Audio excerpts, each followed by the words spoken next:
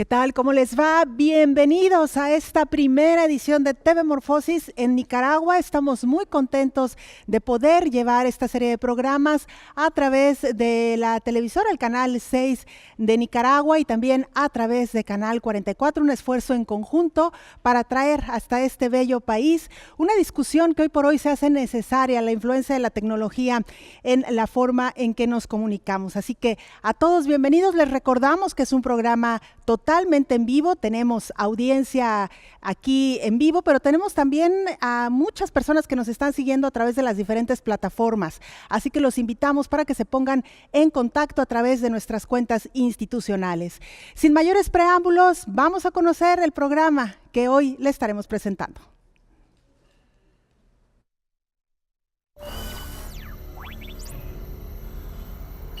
La inteligencia artificial está construyendo una nueva modalidad de periodismo, el periodismo algorítmico.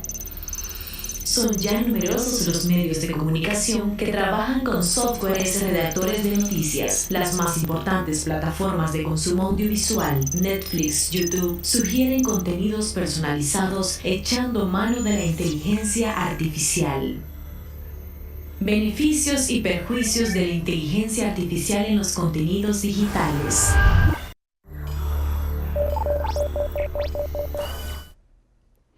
Conozcamos ahora a nuestros invitados.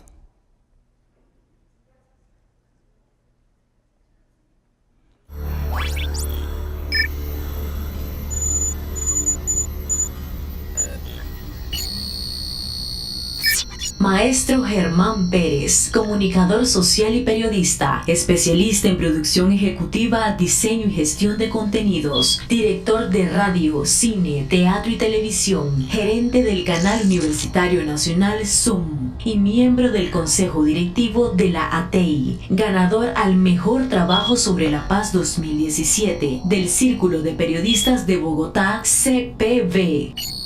Gabriel Torres Espinosa, director de Canal 44 de la Universidad de Guadalajara, presidente de la Alianza Mexicana de Productoras y Televisoras Universitarias AMTU, de la Asociación de Televisiones Educativas y Culturales Iberoamericanas ATEI, y del Consejo Consultivo de Notimex, integrante del Consejo Consultivo del Canal del Congreso, fundador y coordinador de TV Morfosis. José María Andrade, psicólogo y productor audiovisual, generador de contenidos educativos multiplataforma, documentalista y cofundador del primer canal educativo de Honduras, Suyapa TV Educativa, del que también es su productor general, proyectista del canal universitario de la Universidad Católica de Honduras, columnista del diario digital Buenas Noticias Honduras.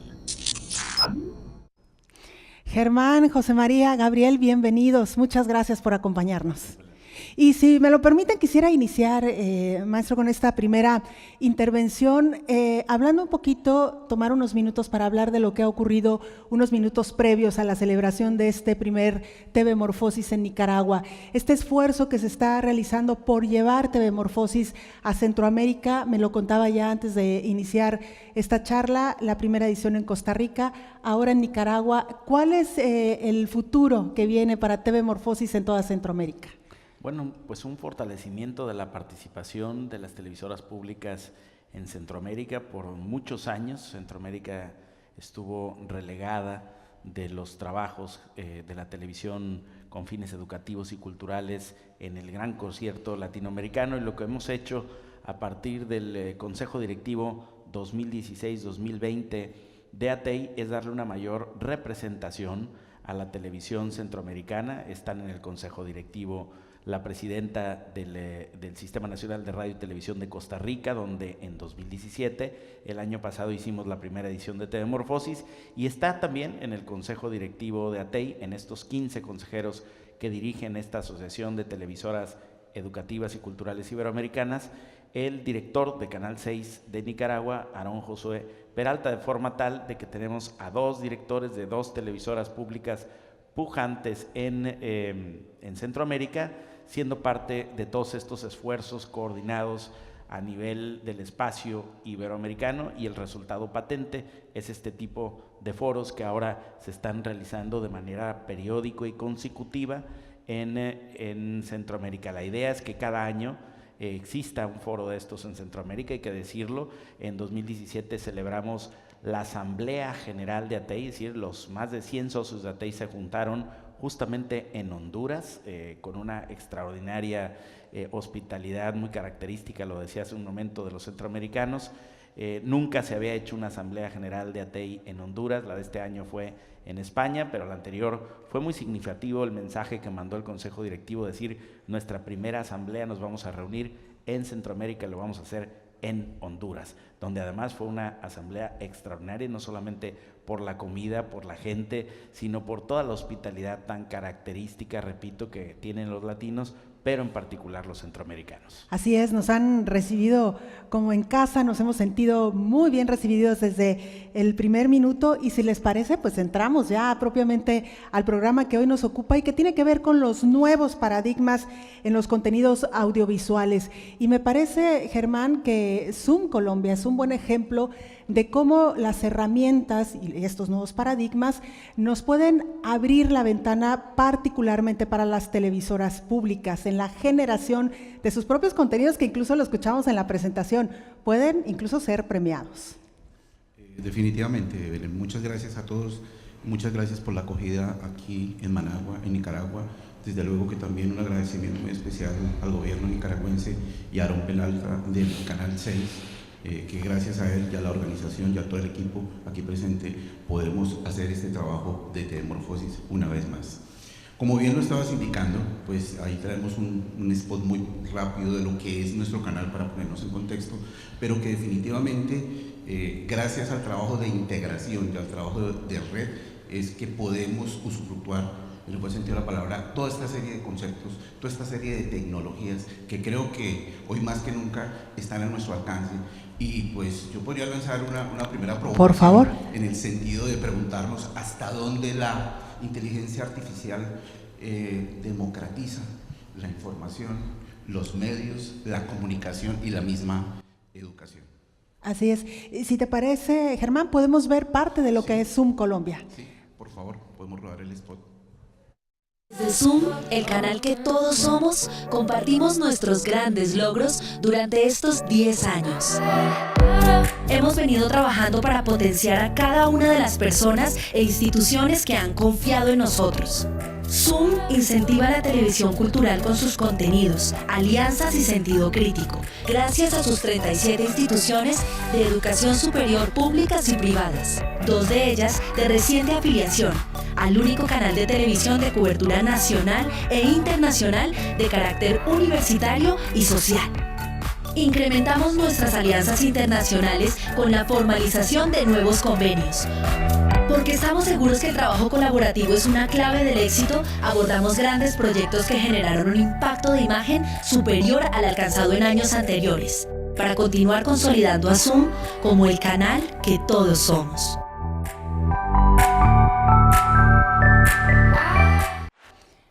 Germán, un poco para irnos entendiendo, Zoom entonces aglutina una serie de universidades, ¿todas ellas con televisora o no necesariamente? No necesariamente, precisamente creo que uno de los modelos que nos inspira a generar un modelo local como Zoom está en la Asociación de Televisiones Educativas Iberoamericanas, la posibilidad de integrarnos en Colombia y luego pues a nivel continental. En el caso nuestro son instituciones que se afilian al canal y cada una de ellas tiene derecho a emitir un cierto número de horas, porque la idea es que sea lo más equitativo posible, y a participar en conjunto del diseño de la programación.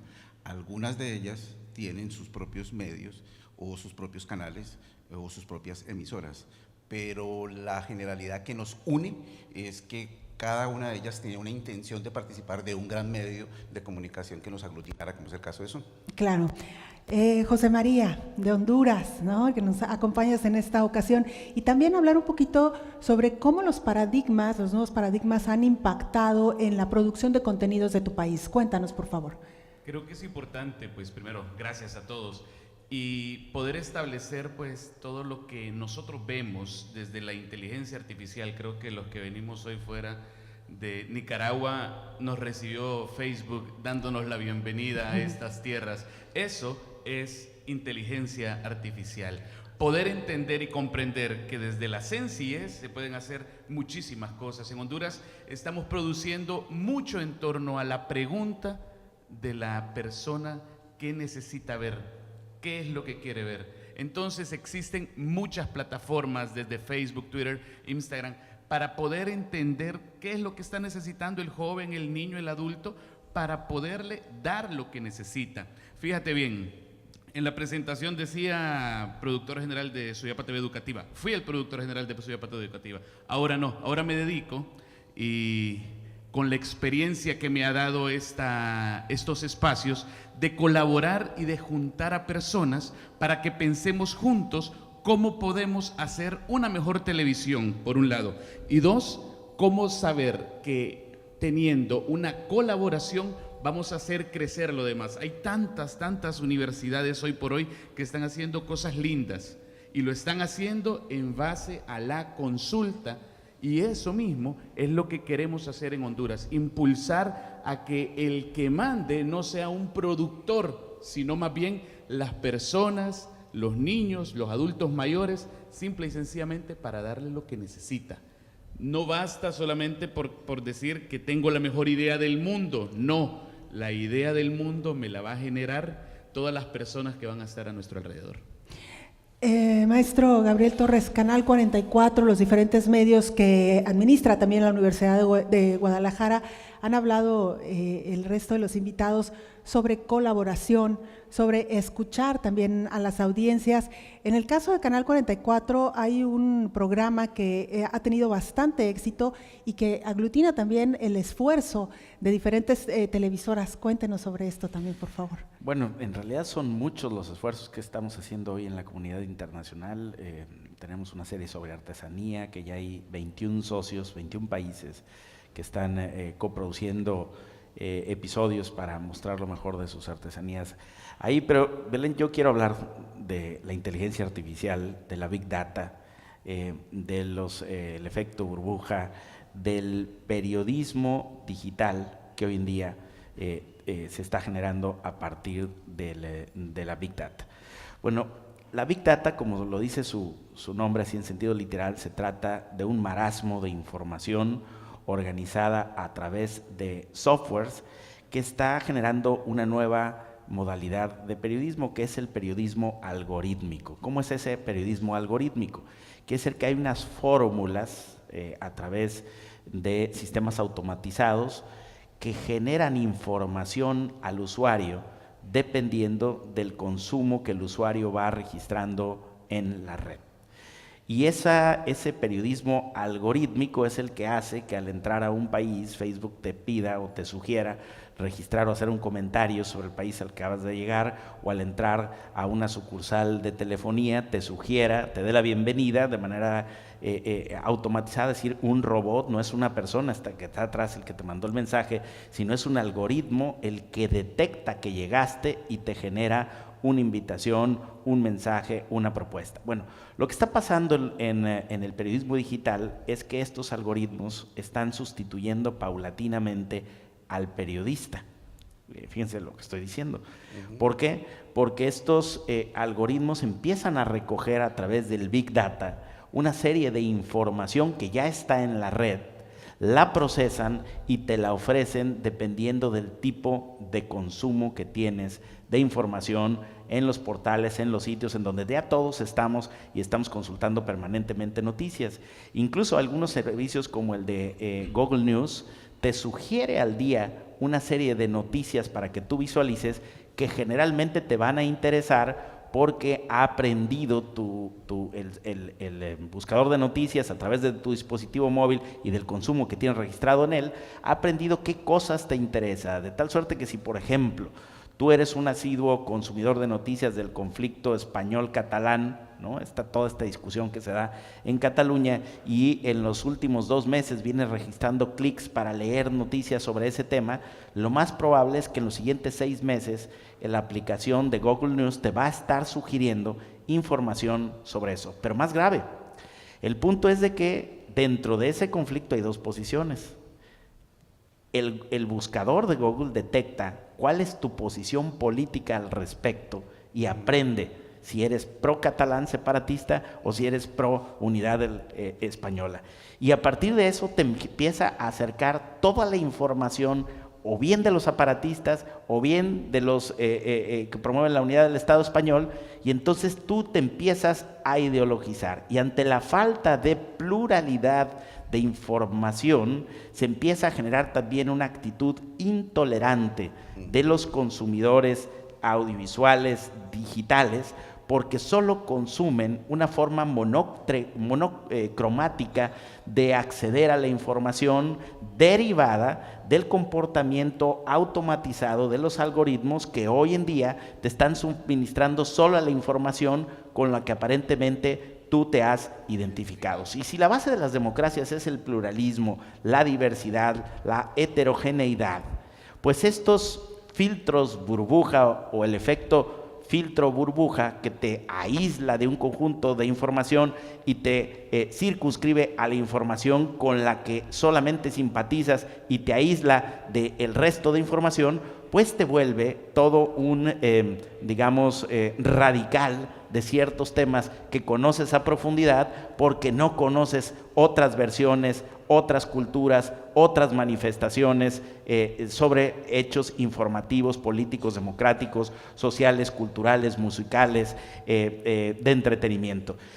Y entonces esto se está convirtiendo en un grave problema que hoy en día se discute a nivel mundial, que intentan los países más desarrollados regular, porque es el fenómeno que, entre otras cosas, afectó las elecciones en Estados Unidos, es el fenómeno que de alguna manera acaba de incidir en las elecciones de Brasil y seguramente el fenómeno que también incidió en las elecciones de México, donde vemos a gente que conoce demasiado de un tema, pero poco o nada del resto de los asuntos. Entonces eso tiende a polarizar las sociedades, a radicalizar las posturas ante la falta de información diversa, plural, heterogénea de otros temas, otros argumentos, otros autores, otro tipo de contenidos. Y este es uno de los grandes temas que hoy se debate en torno a la inteligencia artificial, a la Big Data y al periodismo algorítmico, que es el centro de nuestra reflexión en esta mesa.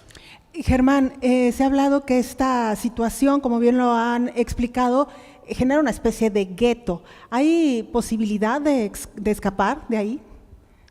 Es una pregunta que nos tenemos que hacer todos y cada uno de nosotros. Ahora, desde la posición que cada uno de nosotros tenemos. Algunos tenemos algunas posiciones, entre comillas, dominantes o gerenciales o directivas. ¿Cómo vamos a encauzar toda esta tecnología? ¿Cómo vamos a encauzar todo esto software? ¿Cómo vamos a encauzar esta información? ¿Y hasta dónde nuestras audiencias, nuestros públicos con quienes conversamos lo permiten? De allí que a veces, y como bien lo estaba diciendo Gabriel, el solo hecho de pertenecer a una red y que a veces uno le pone un like de manera casi que mecánica. A mí ya me ocurre, yo ya tengo, digamos que categorizada cuál es la información que me interesa y aún sin haberla visto, cuando yo ya abro, ya tiene el like y yo digo, pero ¿a qué horas le puse ese famoso like? Ese lo que hace es categorizarme. Entonces, aquí yo creo que tendríamos que rescatar un poco el tema del origen de la misma información para ver cómo volvemos a conversar para que no todo lo que estemos haciendo, y como bien lo indica Gabriel y Chema, pues hasta el pensamiento se vuelve un algoritmo, porque tan es así que por eso cuando uno ya llega a un país, le da inmediatamente toda una tendencia de quiénes de los amigos de uno han estado en ese lugar, qué han visitado, qué han hecho, y por obvias razones yo voy a tener una tendencia seguramente a hacer lo mismo, porque me va a llamar la atención que mi grupo, mi entorno de proximidad me lleva a esa situación. Y lo mismo ocurre con la información, al punto que nos permea y casi que para la hora de tomar una determinación con relación a un interés específico, en el caso de una ideología de un gobierno, pues ya estamos totalmente mediados. Aquí lo que creo es que tenemos que aprender a manejar esas herramientas y gracias pues a que hoy en día los jóvenes son tan digitales, a quienes no lo somos, nos den todo ese adiestramiento y nosotros también esas posibilidades para poder trabajar conceptos como los que hemos estado hablando aquí de la integración o de la misma democratización, ¿no? Que ya nos tendríamos que empezar a preguntar, entonces, ¿qué es una una democracia de los medios, si es que queremos hablar de educomunicación. Claro. Ahora, José María, hablando un poco de los claroscuros, que significa este tema de la burbuja, por ejemplo, los diferentes grupos que manejan Internet tienen información, tienen datos de sus usuarios. Tú lo decías, esto puede funcionar para utilizarlo de manera positiva, para saber qué le está interesando a nuestras audiencias. Pero la pregunta otra vez sobre la mesa, ¿cómo el usuario puede escapar de esta burbuja o de este gueto, como también se le ha considerado? Primero es culpa nuestra. Es culpa de cada uno de los que usamos. A eso le llamamos huella digital. Sabe dónde va pasando, qué es lo que está haciendo, qué es lo que le gusta, qué es lo que no le gusta, si le gusta el fútbol o si le gusta pues algún tipo de comida. Pero más allá de esto también, cuando fueron muy optimistas de la inteligencia artificial en 1956, que pensaron que ahí habían descubierto todo, y cómo se ha ido evolucionando todo esto hasta la fecha, podemos decir que realmente no solamente, y aquí viendo desde el parte de los esquemas mentales, cómo podemos deshacer cada uno de nosotros eso que ya hemos venido haciendo y cómo crear desde nuestra posibilidad de generadores de contenidos que otras personas piensen diferente. Es súper fácil. Podemos decir que podemos manipular, pero cada persona, hoy por hoy, tiene sus propios conceptos. Y usted y todos nosotros podemos ver un sinnúmero de publicaciones y van a haber otro sinnúmero que van a ser iguales. Simple y sencillamente porque ya nuestra huella digital ya tiene algo atrás y que nos va pisando, nos va pisando, nos va pisando y que no nos podemos escapar de él. ¿Cómo lo vamos a ir haciendo o cómo puede ir evolucionando todo esto? Creo que va a ser un cambio más lento del que ha venido siendo toda esta aventura digital, hablando de la inteligencia. Maestro, una reflexión sobre este nuevo escenario en el cual se está moviendo hoy el usuario de las diferentes plataformas. Bueno, es que el problema no es el Big Data en sí, ni la enorme cantidad de información que maneja. Si el problema es cómo se utiliza esa información por las empresas y especialmente por los gobiernos e incluso por las recientemente creadas consultorías políticas dedicadas a ofrecer información a través del Big Data, información que generalmente es personal, pero que se obtiene de manera ilegal y que sirve para inducir elecciones, para propiciar o acrecentar reivindicaciones, para promover reclamos, que se utiliza de manera automatizada y con todo este poder que tienen hoy las tecnologías digitales para muchos propósitos que no necesariamente son positivos en democracia. Habría que decir también que el periodismo algorítmico genera también un consumo algorítmico del audiovisual. Es decir, cuando tú usas algoritmos para sugerirle a alguien un perfil de coincidencia con el tipo de, por ejemplo, cine o películas que consumen, como lo hace Netflix, terminas a ver una película y te sugiere la siguiente y te dice el nivel de coincidencia con esta que no has visto es de un 93%. ¿Por qué? Porque ha aprendido del tipo de películas que ves. El problema con ello es que si a ti te gustan las películas de acción, vas a estar todo el tiempo abundando cada vez más en ese género, pero te estás perdiendo del documental, te estás perdiendo de la comedia, te estás perdiendo del drama. Es una manera de ejemplificar en el cine lo que pasa luego con la información. Entonces, si tú eres, digamos, un interesado en conocer los argumentos a favor, voy a hablar de un tema muy polémico, del aborto, ¿no? Y empiezas a generar unos clics, entonces todo lo que haya a favor te va a llegar, lo que haya en contra ya no te va a llegar, y otras posturas y otros argumentos y otras discusiones ya no te va a llegar, y entonces tiendes a formarte con una visión unilateral de las cosas, con una versión, una sola versión de los hechos, y eso es gravísimo en el periodismo, porque hoy lo que el periodismo debe de fomentar es precisamente contrastar la información. Por eso, una de las buenas prácticas del periodista es mostrar las dos caras de la moneda, darle voz al aludido, mostrar la otra información, la otra versión que se ha consignado en una nota. Y lo que pasa con el algoritmo, con el robot digital que sustituye al criterio de jerarquización del periodista,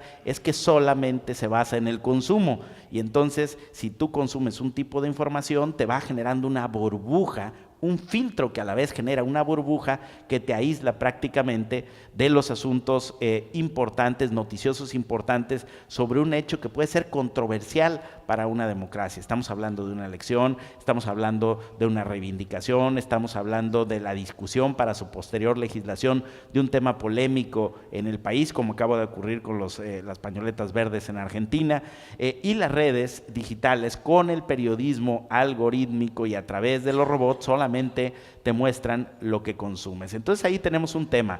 No obstante, el Big Data también puede ser utilizado de forma positiva para mostrarle a la población un análisis más profundo de la información con base en una cantidad ilimitada de datos que están a disposición en la red. Entonces, el problema no es la Big Data, es decir, que haya mucha información. El problema es cómo esa información se empieza a utilizar y cómo los países tienen que empezar desde ya, a regular o a poner algunos límites al uso inadecuado de información, especialmente cuando esa información es información personal obtenida de manera no legal o al menos consentida por los usuarios y proporcionadas a empresas, partidos o consultoras para que la usen con fines de manipulación. Termino diciendo, Belén, nada más para que tengamos una idea de qué estamos hablando. De acuerdo con la consultora Domo, en el primer trimestre del 2018, en el mundo, cada 60 segundos, cada 60 segundos se envían 473.400 mensajes en Twitter, se consumen 92.222 horas en streaming en Netflix, solamente en Netflix, se publican 2.083.333 mensajes en Snapchat, más de 120 profesionales se unen a la red LinkedIn, se ordenan 1.111 productos en Amazon, cada 60 segundos son vistos 4.336.560 videos en YouTube. En Skype se registran 176.220 llamadas, tienen lugar cerca de 900.000 accesos a Facebook cada 60 segundos. Los usuarios de Instagram comparten 49.380 imágenes cada 60 segundos también. Existen 750.000 canciones escuchadas solamente en Spotify. Tienen lugar 3.877.140 búsquedas en Google. Son enviados 12.986.111 mensajes de texto cada 60 segundos. Se envían 1.388.889 GIFs y se solicitan 389.000 viajes en Uber, a la vez que se realizan compras digitales por un monto de $493 cada 60 segundos y se almacenan 18.055.555 archivos en la nube. De eso estamos hablando cuando hablamos de Big Data, de cómo organizar toda esa información y cómo utilizarla de manera automatizada, esperamos, en beneficio de la población, pero también de cómo se debe de regular o cómo se debe de prevenir para cuando esta información se utiliza en contra de la población, de sus gobiernos democráticamente constituidos, por sus partidos y por las consultoras. Germán. Podemos complementarle la gran información que maneja Gabriel con el número de veces que cada uno de nosotros consulta su móvil en el día, que también es una cifra que uno creería que no está cuantificada, pero que pasa por más de 143 veces y que ya lo hace uno de una manera automatizada. ya hace parte de la manera de conversar con la gente, y entonces aquí es donde viene ese reto. ¿Vamos a seguir nosotros automatizándonos también?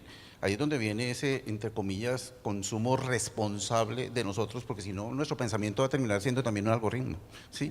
Como en su momento, cuando lo fue y cuando salió Google, que es un gran algoritmo, y al cual ya todos consultamos hace muchos años, era el diccionario, ¿sí? Ahora el diccionario es ahí, y uno toma como verdad eso que están diciendo los medios y eso que están diciendo las redes, y a todos nos pasa a diario, ¿sí? ¿Quién dio o quién dijo esa información? Es que la miré allí. Entonces, por eso nosotros hablamos de el Dios Google, que es el que nos da o nos dice la información.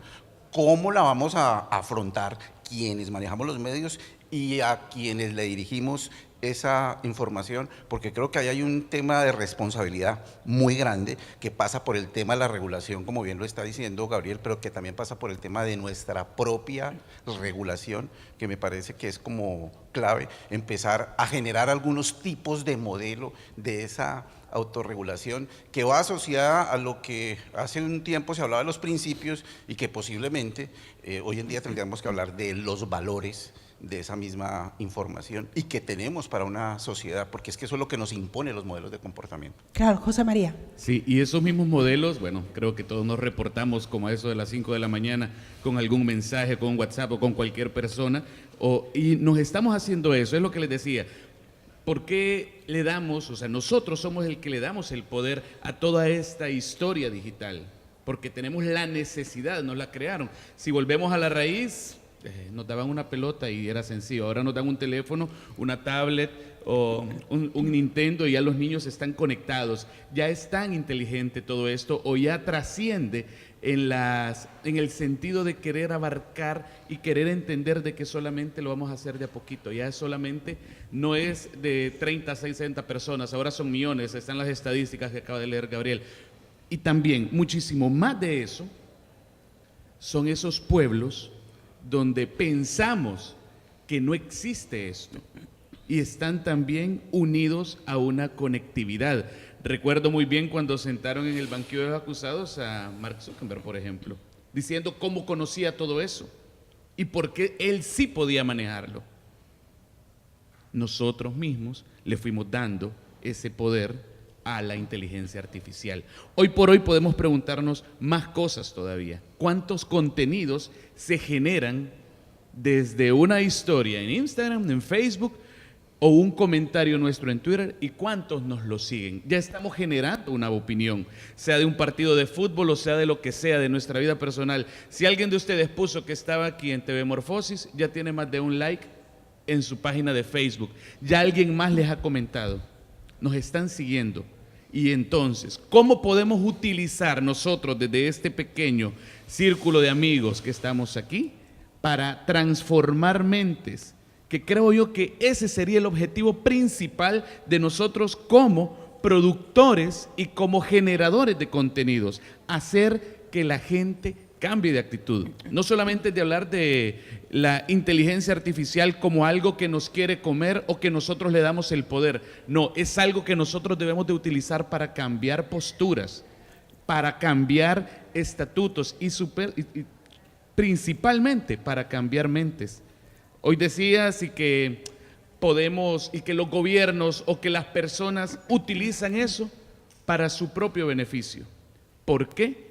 Simple y sencillamente porque nosotros le hemos dado una línea. Si nosotros empezamos a tener una mirada más abierta, empezamos a tener un estereotipo, no tenemos estereotipos, mejor dicho, sino más bien una mirada al horizonte, vamos a encontrarnos con cosas positivas en cuanto a nuestra huella digital, que es lo que nos viene siguiendo.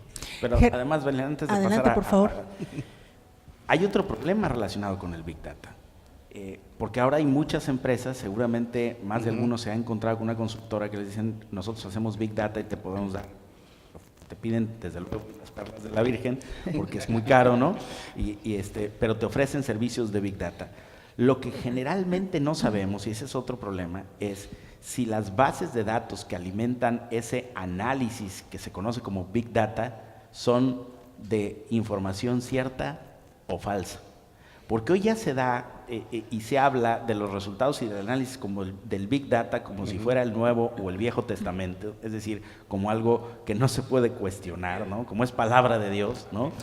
Y no obstante, no sabemos si las bases de datos que cruzaron información y que llegaron a esas conclusiones efectivamente tienen información cierta o falsa. Y lo digo por esto que mencionó Aarón en la inauguración. También vamos a hablar en este Tebemorfosis de las fake news y de la información falsa. Bueno, también el Big Data utiliza, procesa, concluye y recomienda mucha información que viene de bases de datos con información que no necesariamente es fidedigna o que deliberadamente se ha construido información errónea para alentar un consumo, un comportamiento político o un comportamiento audiovisual.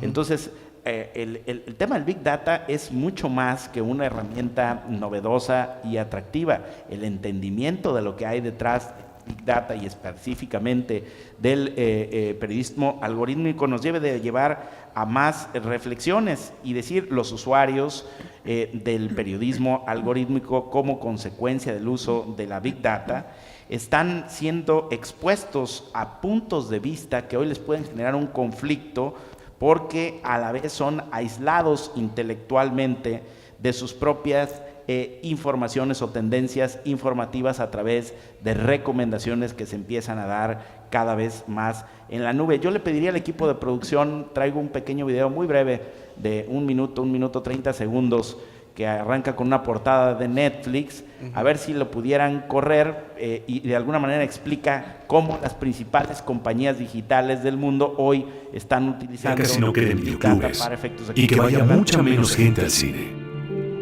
Booking tiene en jaque a las agencias de turismo. Google inutilizó las páginas amarillas. Airbnb está atemorizando a los dueños de los hoteles.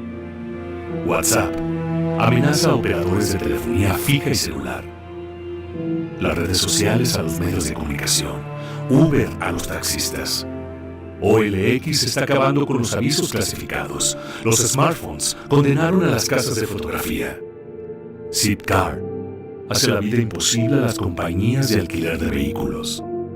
Tesla pone en duda el futuro de las automotrices. El email complicó a los correos postales. Waze acabó con los GPS.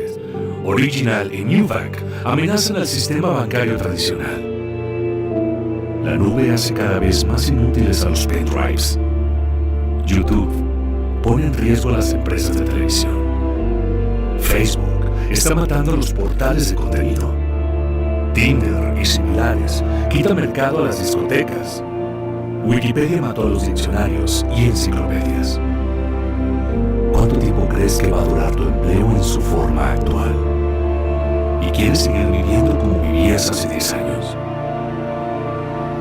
Te sugiero que te reinventes diariamente para continuar en este juego llamado vida.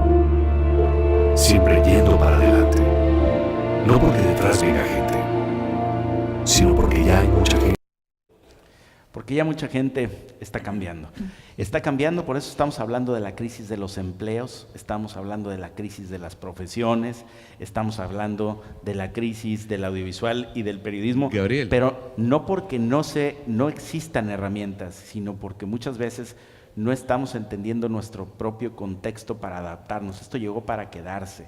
No va a pasar como en el oscurantismo que vamos a quemar libros y nos vamos a deshacer de estas herramientas. No, más bien, si los canales de televisión queremos seguir siendo referentes del consumo audiovisual, tenemos que atender las nuevas plataformas, tenemos que entender los nuevos consumidores, tenemos que atender los nuevos hábitos de consumo y tenemos que gestionar en todas las pantallas mejor nuestros contenidos. José María. Sí, vemos a tanto muchacho, a tanta persona con un teléfono y los papás, ¿por qué estás con eso? Quizás está trabajando y está generando plata. O sea, no nos damos cuenta de que ahora pues está en la mano el trabajo. No hay necesidad de tener un librote grandísimo para estar buscando todo aquello si lo podemos encontrar en 30 segundos. A eso sí es el beneficio más grande que ha tenido la humanidad en cuanto a la proximidad. Nosotros no vivimos en los mismos países y nos saludamos casi a diario. Y nos saludamos a diario y nos saludamos con cariño, que hasta unos emojis bonitos, y ahora que han creado pues los stickers en WhatsApp, nos acercamos muchísimo más. Y esto debe de servir para poder unirnos y para poder hacer las cosas. Si decimos que nosotros mismos, y como les dije, allá en aquella universidad en 1956, cuando se reunieron para poder hablar sobre la inteligencia artificial y que fueron muy optimistas, pero no sabían todo lo que podía causar, hoy nosotros podemos decir que también está a nuestro favor. José María, Germán y Gabriel, les quiero preguntar, empezando contigo, José María, regresando a la pregunta, ¿cómo podemos escapar de ello cuando las propias plataformas, para poder avanzar, digamos, en el uso que tú haces de ellas, muchas veces te piden información? Y si tú no ofreces esa información, es difícil pasar, digamos, a la siguiente etapa o seguir navegando, como también se conoce. ¿Esto de entrada, creen ustedes, tendría que regularse? Lo primero es que te pican con algo, te dicen y te va encantando. Si te encantó lo que te dieron al principio, te vas a ir. Lo vas a hacer.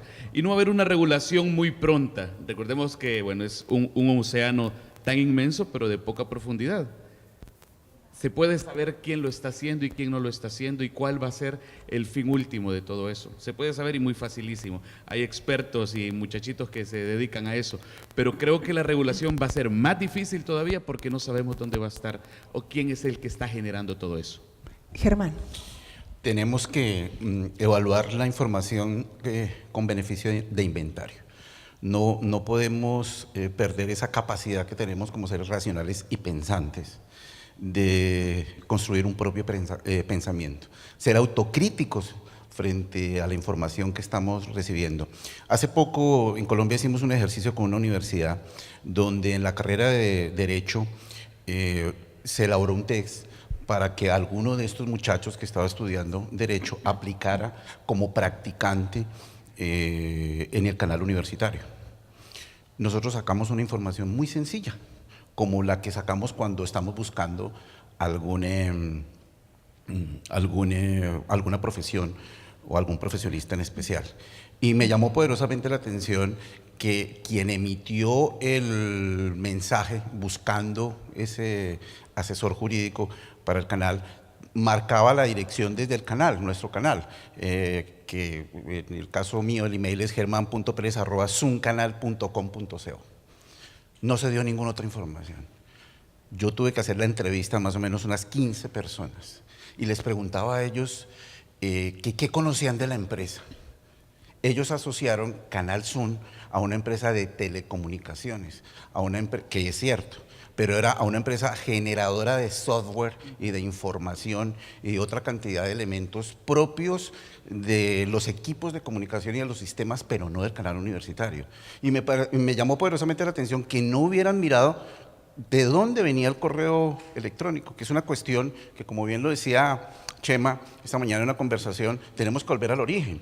Si a mí me dice german.perez@zoomcanal, pues yo voy inmediatamente al medio y averiguo qué es un canal.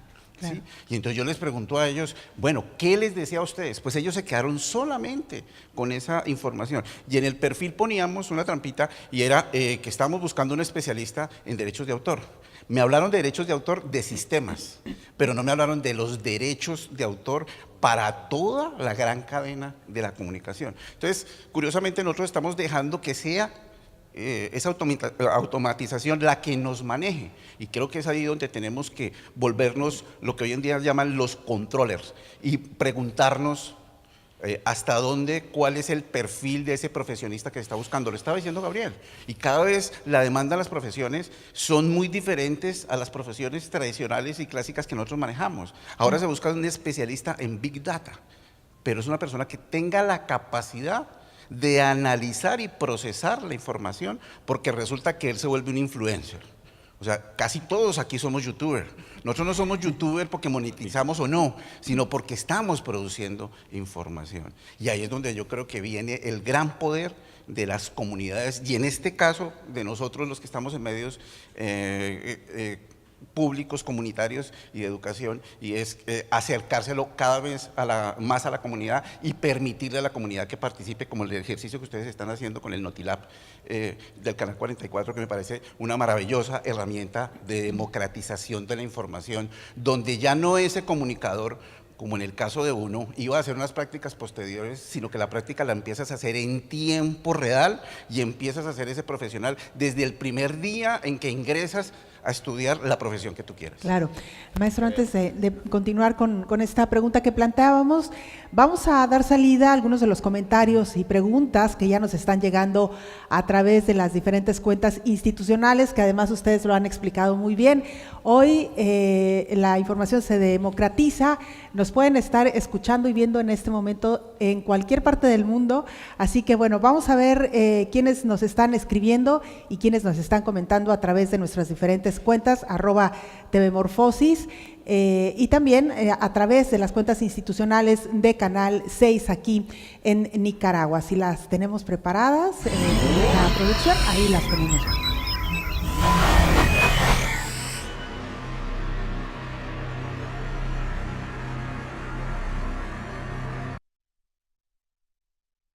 Nos dice Buda Sandiani, Nicaragua es sede por primera vez de TVMorfosis con el objetivo de mejorar el audiovisual para la educación. Nicaragua siempre linda. Ese es un comentario que nos llega a través de Twitter.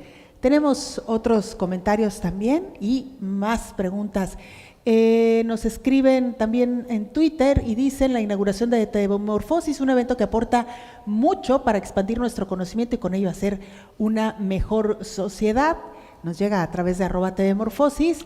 Y la pregunta de JM Ospina: ¿qué inversiones financieras, tecnológicas y recursos humanos debemos emplear los canales de televisiones públicas en Iberoamérica para aprovechar el Big Data de quienes consumen nuestros contenidos? Gabriel, ya lo decías que a veces piden las perlas de la Virgen, ¿no? Bueno, es que hoy la consultoría del Big Data, como toda herramienta que acaba de salir al mercado, pues es todavía, digamos, costosa. Y también hay de consultoras a consultoras. No, yo creo que no hay que tenerle miedo a la tecnología, también lo digo ahora en abono de ello.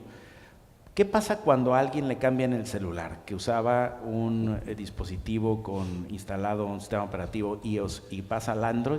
Pasa que la primera semana o el primer mes siente que aquello es un fracaso total, se siente estresado porque tiene que aprender a usar el nuevo aparato con un nuevo sistema operativo. Y eso pasa cuando las herramientas que están ahí, que sí son herramientas, ya cuando te enseñas a utilizar un smartphone, difícilmente volverías a un BlackBerry, ¿no? Pero, es decir, cuando te enseñas a utilizar en cierto porcentaje una herramienta, se vuelve muy útil para las cosas que haces. El problema es que a veces compramos la herramienta como una moda, pero no la utilizamos. Y entonces nos estresa, se vuelve nuestro enemigo, automatiza y decide por nosotros, y su majestad el sistema nos dice qué hacer y qué no podemos hacer. Restringe el margen de nuestras decisiones porque no nos hemos capacitado previamente para el uso de las herramientas.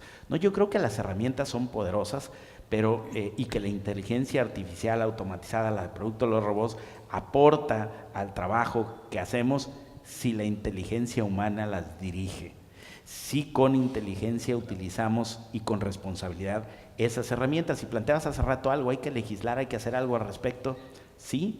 Bueno, en el mundo se debate en este momento el derecho a la privacidad en Internet, que es un tema fundamental. Hoy creo que en ningún país la correspondencia podría ser violada, el teléfono de tu casa podría estar a disposición de alguien más que no seas tú o tu familia, o digamos tus datos personales.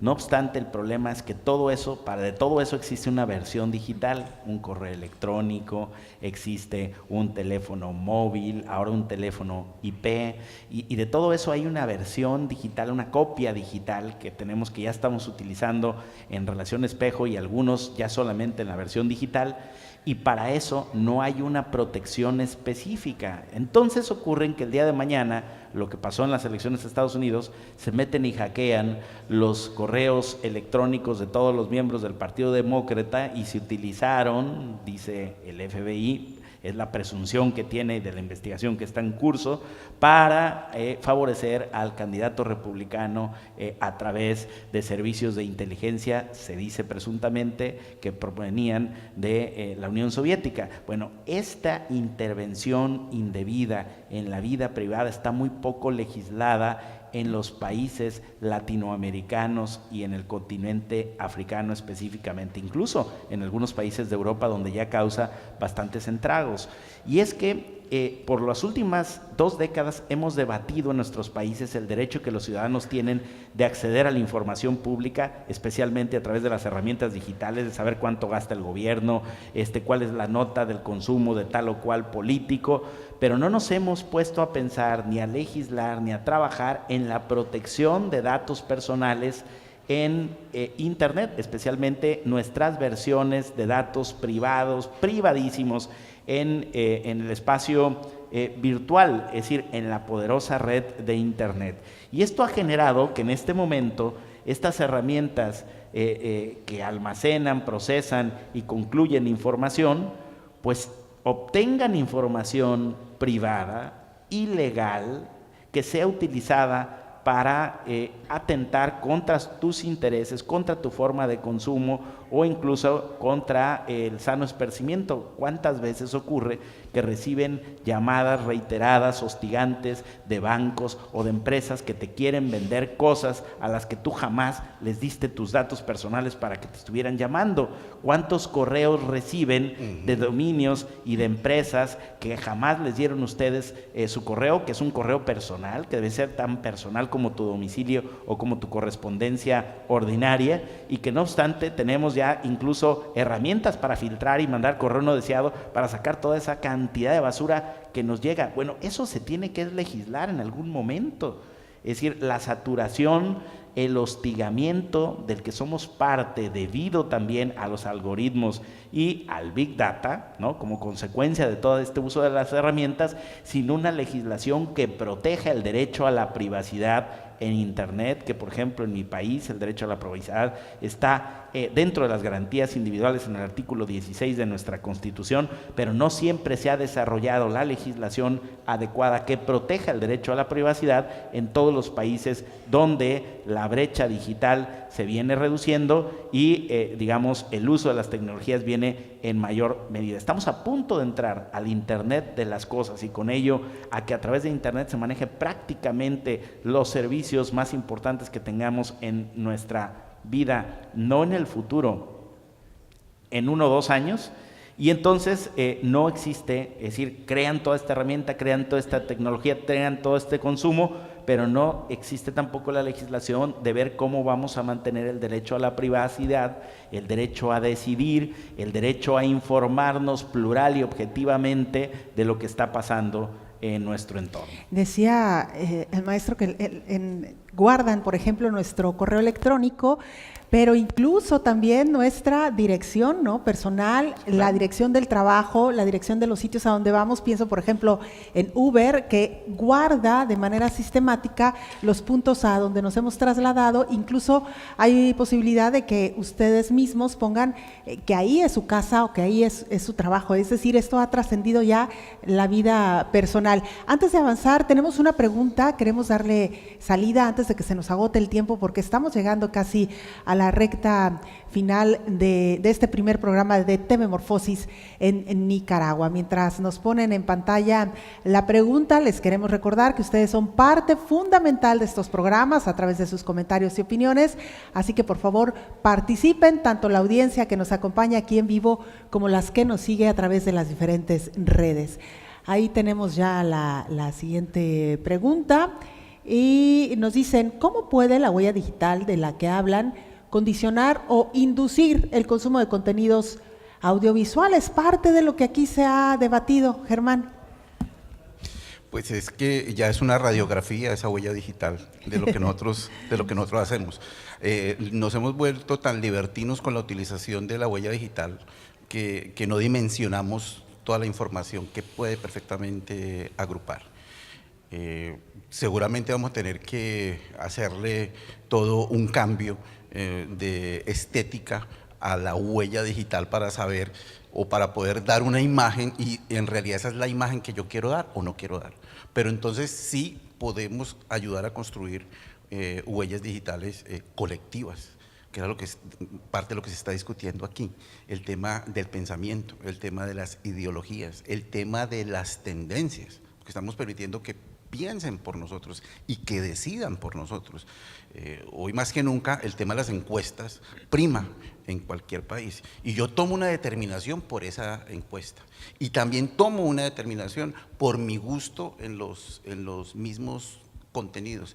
Ahora, tenemos que decidir desinstalarnos de ese tema del consumismo que tenemos, porque ya nos acostumbramos a que todo eso que es pago es lo que nos da ese beneficio y nos da la verdad y la garantía de lo que nosotros obtenemos. Y entonces ya nosotros empezamos a dudar del acceso a una información que, como es libre, que como es gratis, de pronto no tiene el valor que podría llegar a tener otra.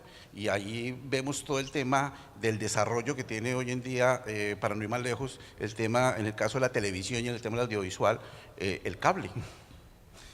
Yo vengo de un país como Colombia, donde el 84%, 86%, ¿sí? 86% de los colombianos tiene televisión por suscripción. Y entonces nosotros decimos, entonces hay alta capacidad de poder adquisitivo. No, es que nos acostumbramos a pagar por ese costo-beneficio, porque seguramente dudamos del acceso que nos da de manera libre un Estado a una televisión abierta, y entonces empiezan a discutir todos estos temas de quién tiene la verdad o no tiene la verdad, ¿sí? Y entonces llegamos a situaciones como que el costo es directamente proporcional a esa verdad que maneja la información y la calidad del audiovisual. De allí que todavía pueda parecer un poco costoso que plataformas como Netflix, ¿sí?, puedan llegar a ser de alto costo en un país como los nuestros, pero que resulta que yo accedo a la misma porque sé que tengo absolutamente, ¿sí?, toda la información y quién sabe cuántos canales. En últimas, creo que tendremos que aprender a convivir, como bien lo estaba diciendo Gabriel, con toda esta serie de medios. Llegaron para quedarse y tendremos que asimilarlos. No sé si aquí estemos hablando de una nueva carrera también, que sea de la inteligencia artificial, o necesitemos estudios de cómo aprender a convivir con la inteligencia artificial, porque es clave para el desarrollo del resto de la humanidad, de nuestras vidas. José María. Creo que no podemos dejar que nos consuma, primero, y no dejemos que no nos podemos perder todo lo que está sucediendo a nuestro alrededor, simple y sencillamente porque hemos tenido un ideal de consumo en una sola línea. Creo que debemos de abrir los espacios y crear también esos espacios para que vayamos cambiando mentes y actitudes. Como creyente mucho en el conductual, en la línea conductual de la persona, si nosotros empezamos a cambiar mentes, empezamos a cambiar estructuras, vamos a empezar a cambiar también sociedades. Entonces, esta línea, esta huella digital se puede ir cambiando, simple y sencillamente, si nosotros empezamos a ver un mundo que es más grande aún. Maestro. Bueno, la huella digital no se puede cambiar, se genera por nuestro comportamiento. Y la herramienta, para que no nos haga daño o no se vuelva en nuestra contra, hay que saberla utilizar. Primero, entenderla. Y entonces, tal vez la reflexión tiene que ver más con la formación de profesionales al interior de las universidades, porque en las universidades, si ustedes están estudiando periodismo, ciencias de la comunicación, se van a dar cuenta que las herramientas que les enseñan no tienen nada que ver con las que utiliza el mercado hoy en día. Es decir, formamos periodistas análogos para la era digital del periodismo. Ya no les digo que algoritmos, ¿no? Por supuesto, sus profesores ni lo entienden, ¿no? Me consta que los grandes gurús de la comunicación, no todos, pero algunos, no tienen ni Twitter. Entonces imagínense, escriben libros pomposos de comunicación premiados, y ni siquiera tienen un perfil de Facebook o una cuenta de Twitter o están en Instagram. Entonces están hablando de comunicación, pero de la comunicación del siglo pasado. Es como que nosotros ahorita estuviéramos aquí discutiendo sobre la televisión de cinescopio, la televisión análoga, y no sobre la televisión digital, la 16:9. Entonces, esa paradoja ocurre en la formación de profesionistas. Estamos formando profesionistas con las teorías análogas de la comunicación, del cincel y del martillo, y cuando salen a la era digital resulta que un chavo muy joven, que no fue ni a la universidad, puede comunicar mucho mejor. Es ahora lo que llamamos un influencer, ¿no? Una capacidad impresionante de millones de seguidores y millones de reproducciones de videos que genera y que comunica, y no tiene un título de comunicador, ni es doctorado en periodismo por la universidad tal del extranjero. Es decir, simple y sencillamente se puso a utilizar las herramientas, aprendió perfectamente, las domina y se vuelve en la práctica un comunicador, porque otro de los paradigmas de la educación es que ya el profesor no transmite conocimiento. Exactamente. Enseña a aprender, el conocimiento ya está en la red y es insuperable. Ningún profesor, por muy inteligente que fuera, puede memorizar la cantidad de información que está disponible hoy en la red a través de internet. Entonces nuestra tarea, lo digo porque yo también soy profesor, es enseñar a aprender, conducirlos a las herramientas que van a permitirles desarrollar una profesión. Entonces, si entendemos la herramienta, la podemos usar. Si no entendemos la herramienta, o nos hace daño o generamos un dogma a partir de ella y pensamos que todo lo que se diga en internet es cierto, que todo lo que diga el Big Data es útil, que todo lo que nos recomiende un algoritmo es lo que efectivamente debemos de consumir, y vamos a terminar entonces presos por ignorancia del consumo en el audiovisual. Alguien nos preguntaba hace rato, ¿cómo el algoritmo impacta en el consumo del audiovisual? Pues métanse a Netflix, terminen de ver una película y les sugiere la que sigue. Métanse a YouTube, terminen de ver una pelea de box y les da otra pelea de box del mismo boxeador sugerida ahí. ¿Por qué? Porque aprendió. Es decir, lo que consumes te sugiere algo muy parecido, porque depende del nivel de coincidencia que te sugiera, es más probable que tú sigas consumiendo productos audiovisuales. Entonces lo que tenemos que hacer es aprender eso, aprender por qué ocurre para poderlo modificar. Entonces sí, hoy vi una película de acción, mañana voy a ver un drama, pasado voy a ver un documental, después voy a ver una comedia, porque yo decido, no el algoritmo. Yo decido, el algoritmo sugiere, pero no le da clic para que lo vea, el que le da clic soy yo. Entonces tenemos que aprender a decidir en esta era digital. Al final el libre albedrío sigue siendo nuestro. Lo que pasa es que no hay que dejarnos manipular por la tecnología. Nosotros usamos la tecnología, no la tecnología nosotros.